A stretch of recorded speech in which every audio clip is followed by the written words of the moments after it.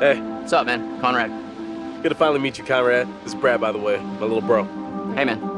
Want to crack a cold one with me? In the Man of Medan, I play a character named Conrad. And I think initially when we find Conrad, he is a sort of entitled guy, a wealthy American who's on vacation. Where's the old crust bucket skipper anyhow? He's an adventurous guy. He lives off the cuff. He does what he wants. I'd invite you to make yourselves at home, but And I think that's kind of fun to play as an actor. He has no censor, he's no filter. So whatever circumstance he's put into, you know exactly how Conrad feels. And so it was kind of fun performance to start out being brash, kind of a silly guy, and just jump in and have fun with that. So is everybody on board and ready to go? You're selling, I'm buying. I think Conrad and I have some similarities. I think the sense of humor and the sense of fun are similar between Conrad and I, but I will say that he's a little more aggressive and a little more outlandish than I am. Guys, look, I think we gotta listen to our experienced, beautiful, smart, and beautiful captain here. If she says we should do things Connie, the right- please, I didn't bring you on this trip to get laid. Wait, what? I think Conrad's the kind of guy that I would like to be at a party with. You know, I'd like to have a barbecue and drink some beers with him. I don't know that Conrad and I would be best friends. I think we'd butt heads a little bit. Right on, Bradical. I like the cut of your ship. It's jib. Don't ruin it.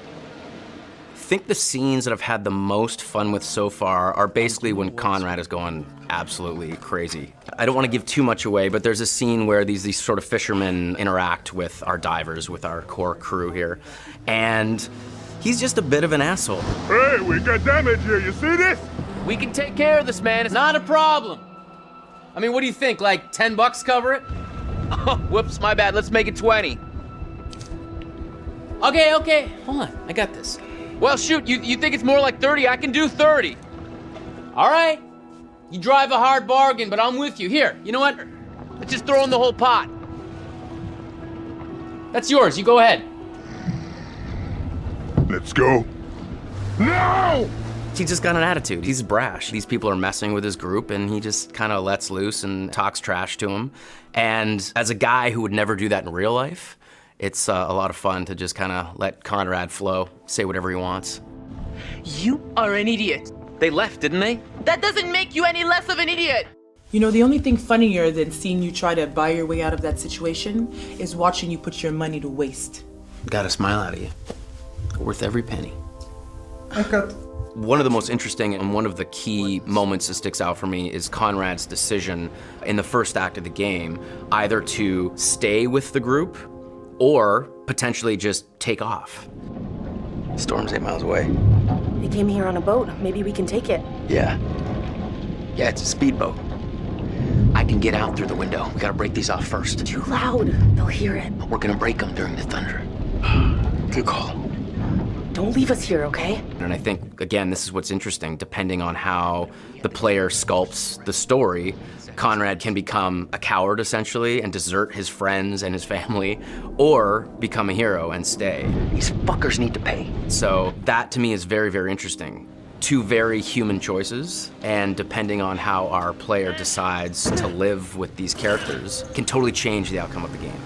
So I think that when Conrad makes the heroic choice and gets to stick around, he obviously gets to see more of the adventure, but it's just as possible that he tries to save his own life and takes off. Whew, wow, that was intense. That's one way to put it. You got a better way to put it? All the characters do have very strong personalities and drives. Leave! I think Conrad is the instigator. Good news, bad news. Bad news? I don't see how this could get any worse. I think he is the one that really starts the confrontation with the fishermen. These are kind of maybe the fishermen I pissed off earlier. Oh, God damn it, Conrad. Great, just great. And the good news? So I think in a lot of ways, Conrad is there to stir the pot and create drama. I recognize them. How was that good news? I thought you were gonna ask the good news first. You're such an idiot, Jesus. Do I prefer playing the good guy or the bad guy? I think that there's fun in both.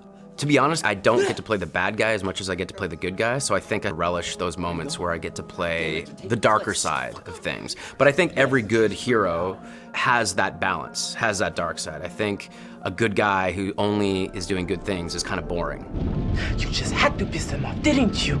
So I think that there's elements of both sides in both characters. And the best villains are the villains that don't think they're doing anything wrong. Their motivation is not like, oh, I'm a mustache-twirling bad guy. It's like, no, they're doing what's right for them. It just happens to be against what most people think is the right thing to do. If I can't shoot them as payback, at least I could give them a nice jab with a sharp knife.